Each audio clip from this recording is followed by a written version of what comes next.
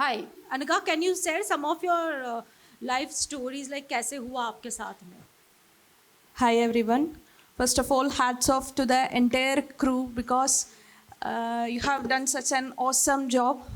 This film is actually closely related to my life and to my heart. I'm Dr. Anaka. I'm coming from Thrissur, Kerala. I'm a physiotherapist by profession and full-time worker of Arsha Vidya Samajam.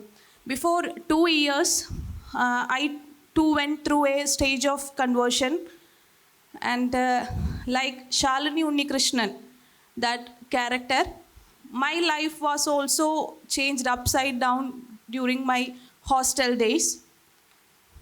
Even though I was born and brought up in a practicing Hindu family, I was not at all aware about why I am doing all these things, or I was unaware about my dharma. And when I went for my higher studies, I left home and joined in Ernakulam in a college, and I stayed in a hostel there. And like Asifa, I too had many roommates. The conversion strategy, what shown in the film, is exact, not a bit exaggeration. I must say that it is exact because they themselves create a situation and slowly inject or slowly started to say about their religion. Between the normal conversations itself, between us, religion came a topic and they started us questioning.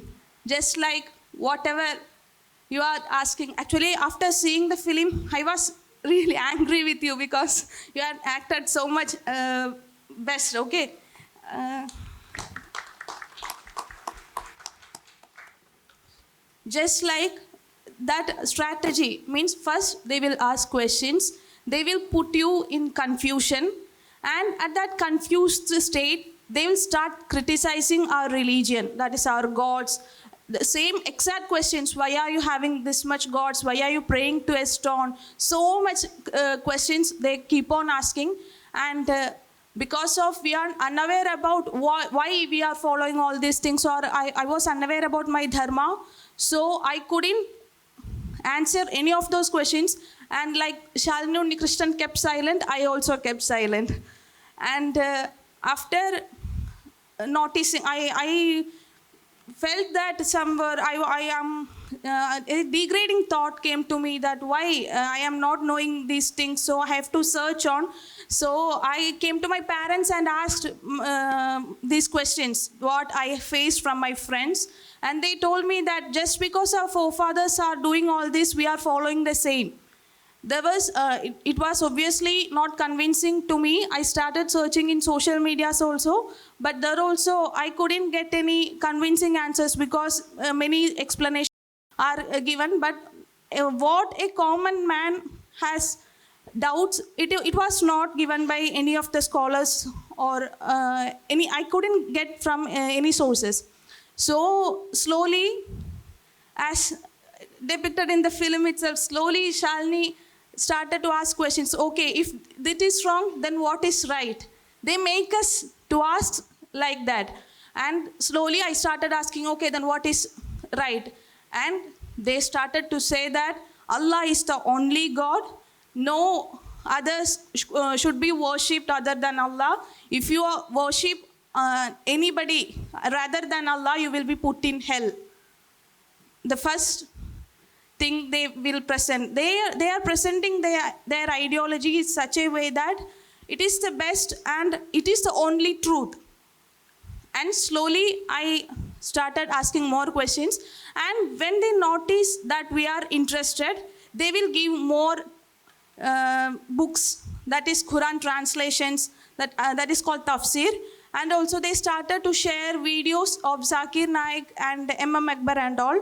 And actually this videos of those people made me actually what to say, radicalized. I was radicalized to that ideology because I slowly gradually my brain was fed up with this radicalized ideology. I was becoming a dangerous girl, I must say, because I started to believe that none of the ideologies except Islam is right. And not only right, I started hating, because it is said in the Quran itself, no consideration should be given to the kafirs. I'm not at all exaggerating it. There are many verses in the Quran itself how they consider, or how Allah consider kafirs. So I was keep on studying this ideology, and slowly I became a anti-Hindu. And I must say that not only anti-Hindu, I became anti-human, because my parents' tears, my family's tears was not at all bothering me. They kept on crying and fall to my feet and said, please don't go away. I started all practices that is followed by Muslim, that I was living like a Muslim woman. For about 5 years, I studied Islam, and at 2020, I was actually living like a Muslim woman. And at that time, you can just imagine, I was from a practicing Hindu family, and puja and all are going on in my home. At that time, in upstairs, I am doing namas. And my parents couldn't tolerate what I am doing. They can't even stop me. But what to say? I am asking them questions and they can't answer any of them. So they couldn't stop me from anything. They could only do one thing, was cry and say that please don't go away. And at last my father and mother, I'm not at all exaggerating, it was what I have gone through. My father and mother came to me and fell into my feet and said that please don't go away. If you go away, we will commit suicide. No other options left between us. So the one who gave to birth me, the one who loved me, the one who cared for me, I told to them, anyway, you are going to die as kafirs. You are going to be put in hell. It does not bother me if you commit suicide or not. I was really rude to them. Actually, this ideology, I must say, this ideology made me to say that, because it considered kafirs as just below animals. They consider kafirs as below animals. And it is also mentioned in the Quran that if your parents are non-Muslims or disbelievers, you does not have to obey your parents, or you does not have to consider your parents as, you does not have to consider them as parents. They were taught like,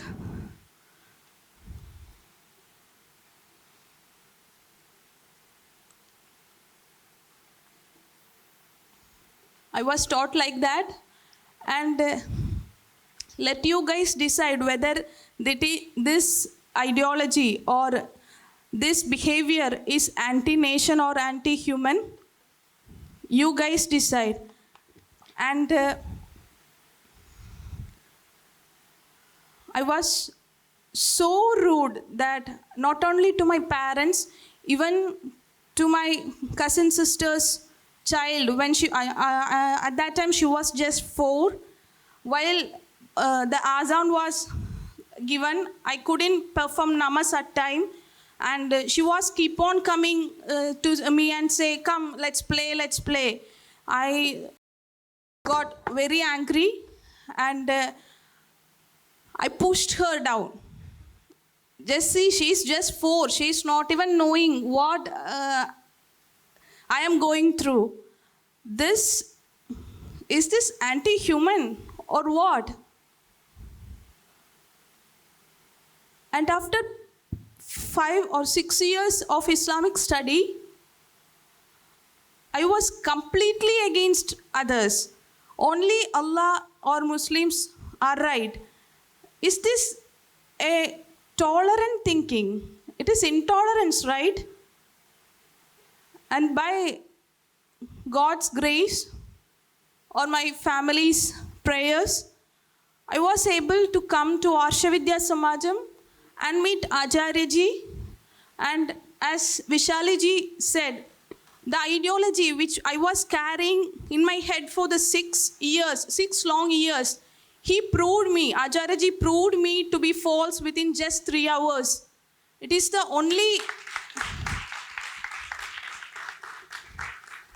only through our course, Adhyatmika Shastram course. So I must say that I was escaped just because my parents' prayers or whatever it is. But what the film showed, what strategy they tried to expose in front of public is real. Please don't say that it is some agenda or what. You are playing actually with thousands of girls' lives. Please do believe that. After coming to Arshavidya Samajam, I also met so many cases, and you asked how they are becoming anti-nation, right? Some of the students from US came to us, and he was highly radicalized in this ideology, and he was asking his Pakistani and Afghanistani friends that when are you coming to attack India? Why are you not demolishing the temples in India? Is this anti-nation or what? Is this anti-human or what?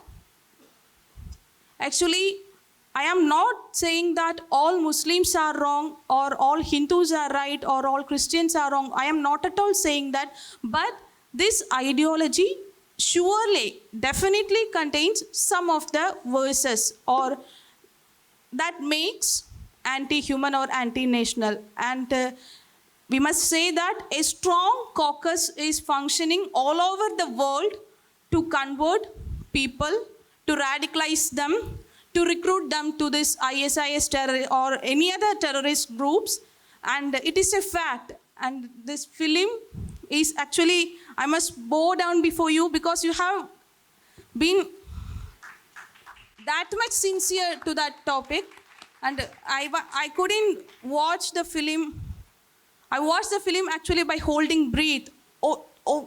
I want to say that each and every scene, I want to cry loudly. Hats off to you guys. Thank you for taking this topic and exposing before the public and bringing it to the big screen. Thank you all. And also, I must thank you, my Acharya ji, my Guruji, Acharya Manojji and Arshavidya Samajam. Because of them only, I could come back to my dharma. And so many, regardless of how many threats or whatever crisis we are facing, some of them in this society, we are ready to even give or surrender our lives for saving our sisters, daughters, all them, not only girls, all them. We are ready. And once of all, thank you, everybody. Thank you very much. Thank you to Dr. Anagha for that very powerful sharing. I just want to say one thing. She became very emotional. A lot of girls here have become very emotional. They are not used to speaking in front of media. So please use your discretion when you use this speech. Because I know that even, this speech can be misinterpreted. This speech can also be labeled as agenda or whatever. So please use your discretion. And she's just poured her heart out, and you can see so many other girls are getting emotional. So please be careful.